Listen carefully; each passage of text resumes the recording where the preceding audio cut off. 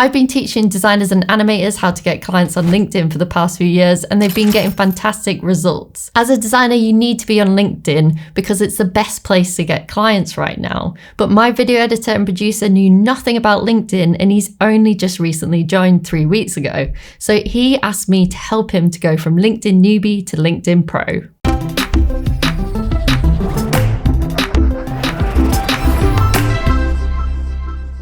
So Brendan, tell us why you haven't joined LinkedIn so far up to now. I think it's just the effort of posting regularly and things like that. It just seems like too professional almost, and it's where people go to connect with other professionals. It just felt wrong, I don't know. But then obviously you've told me forever to join, and I finally, I did it.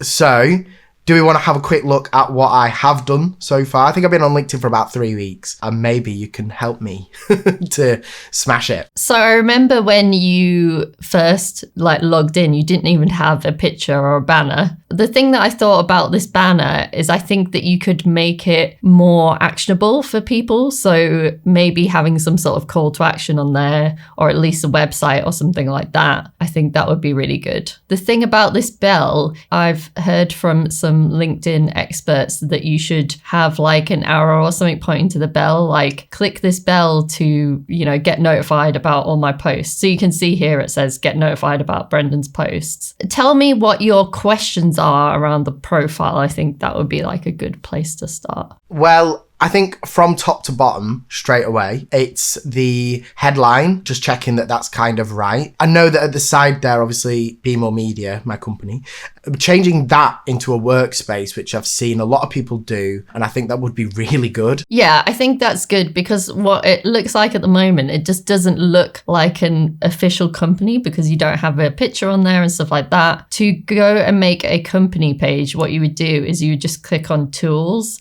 and then create company page. And then you go here.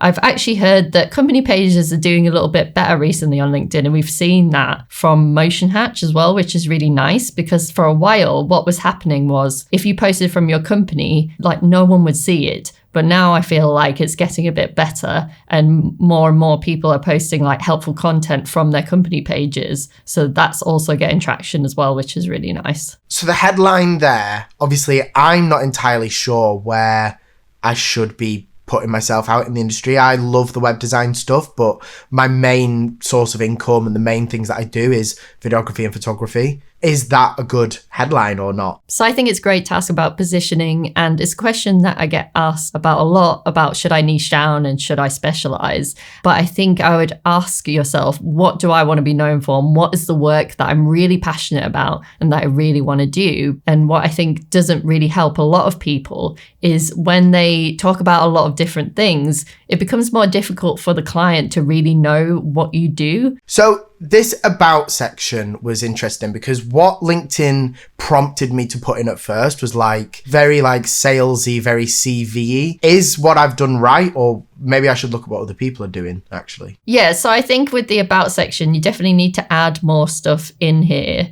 The main thing that I think you should put in here is your email and your website, and you should put a call to action in the about section. I wasn't really sure where that was displayed, so I think it's interesting to see my profile on your LinkedIn. So understanding what I'm seeing is very, very different to what you can see, which is good. Yeah, and also with this, I think you can move around these different sections as well. So if you look at my profile, what I have is featured posts, and I think this is a really good idea. So we've got a link to the Motion Hatch website, and then we've got a link to our course Client Quest. So I think that what you would do is potentially have a link to a Calendly or something like that where people can go and book a call with you. And then also, if you put creator mode on as well, what's good is you can have a link in your profile at the top like this. So you would put this as whatever you want your main call to action to be. So obviously we've got get your next client in 5 days, and then that goes to our free Motion Hatch course. What happens is when people see your posts on LinkedIn,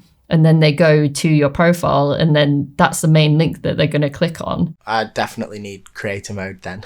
Yeah, and I think the other good thing about creator mode is you can see that I've got 5,000 followers and I've got only 500 connections, because obviously what used to happen is you would have to connect with everybody so that they would see your posts. But what's great now is people can follow me and then they can see my posts, but I'm not necessarily going to see theirs. Right, amazing. So who should I connect with? Because at the moment, I'm connecting with people that I actually know in real life, but have nothing to do with my industry. So what's great about creator mode, and if your ideal clients have it turned on, is if you go and follow them, you're going to be able to see their posts in your feed, which means that you can go and engage with them and their posts, which is great because then you're warming that client up without having to send them a connection request where they're probably unlikely to accept you as a connection. But then in terms of who to connect with, I would only connect with people that you know, really, and ideally people in your industry, because you want them to be commenting and following your posts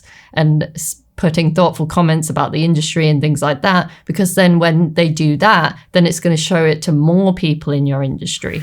What are endorsements? I got my first endorsement and I don't entirely understand what that means. It's good to get an endorsement, but it's not as good as having a recommendation, because I feel like it's all well and good you saying, oh, I can do these things and look at these people who've said I could do these things. But what's better is showing your experience and what it's like to actually work with you. So I definitely encourage you to get more recommendations and testimonials on your LinkedIn. I always wonder, like, if you need to be like an influencer in order to get the post. Like, I'm seeing a lot of people like, why you should do this on carousels and things like that, whereas I don't feel like that's me. But at the same time, if that's what I need to be doing, and that's what I'm seeing a lot of people do I need to be an influencer? What I like to think about, because I think that people have a negative idea about what an influencer is, right? But what LinkedIn is calling them is creators, which is what I'd consider myself as well. And I think having creator mode on your LinkedIn profile definitely does help. So in November last year, Richard van der Bloom put out an algorithm research study, which was really interesting, because in that they said that content creators are getting more engagement on LinkedIn. So I think that's one of the big reasons to put creator mode on. So I found out about this study from Jay Klaus's podcast, Creative Elements. So if you want to check that out, we'll leave the link to that podcast below this video in the description as well. So we've got the profile, I think. I'll turn on creator mode, sort everything out basically.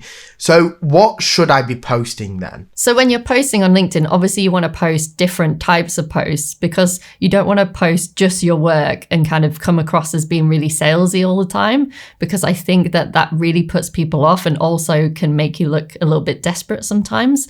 So what I would recommend is you try and add value to other people in your audience, and you post different types of posts. So in our social media guide, we recommend that you post relatable posts, community posts, interactive posts, and sales posts. So what I would consider a sales post is something about you and your work. And an interactive post can be maybe a poll or something like that. And actually from this week, my best post of this week was a poll. So I would definitely recommend trying that more, because I got 7,000 impressions on one post. And that's actually the most that I've ever gotten, I think. Another type of post that I've heard is doing really well, and from that algorithm study, is document posts. So teaching people something through a document. So essentially it can be a series of videos, and it looks a little bit like an Instagram carousel, but if you upload it as a PDF document, then it does more and it shows it to more people and you will get more engagement. On the feed, obviously, I'm seeing a lot of information, and not all of it is coming from people that I'm actually connected with. I'm seeing a lot of other stuff. Why is that? And is that going to help me by doing things to those posts? Yeah, so you're probably seeing your first connections post where they're commenting or liking other people's posts. So it's a good thing about LinkedIn is if you comment or like on someone else's posts, what happens is it will show it to all of your audience as well. So it's good to like and comment on other people's posts, because it's going to keep you top of mind in your clients' feed. So if you're connected with some clients and then you like a post, they're going to see you pop up on their feed as well, which is really good. So it's really nice, because this is how you get a lot of engagement on LinkedIn and how you can build your network. And how often should you be posting on LinkedIn then? So ideally you would post once a day, but I think for most people that's probably not doable. So I've been recommending to our students to post one good post a week, but then maybe you could post a bit later in the week and repost someone else's post or something like that. And I definitely think the most important thing to do on LinkedIn is engage with other people's posts and add valuable comments under their posts. Is there anything else you could recommend to people that are looking for clients on LinkedIn of little tips and tricks that they should be doing?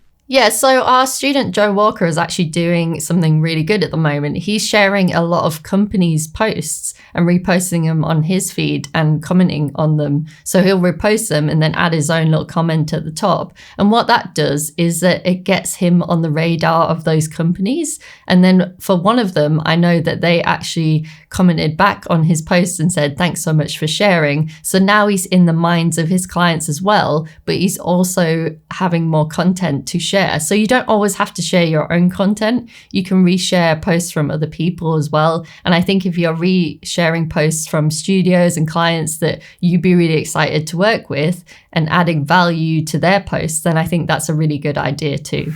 If you want to learn how our student Joe made 24K just from posting on LinkedIn, then you should watch this video next. And I'll see you next time for more tips and advice on how to start and scale your design business.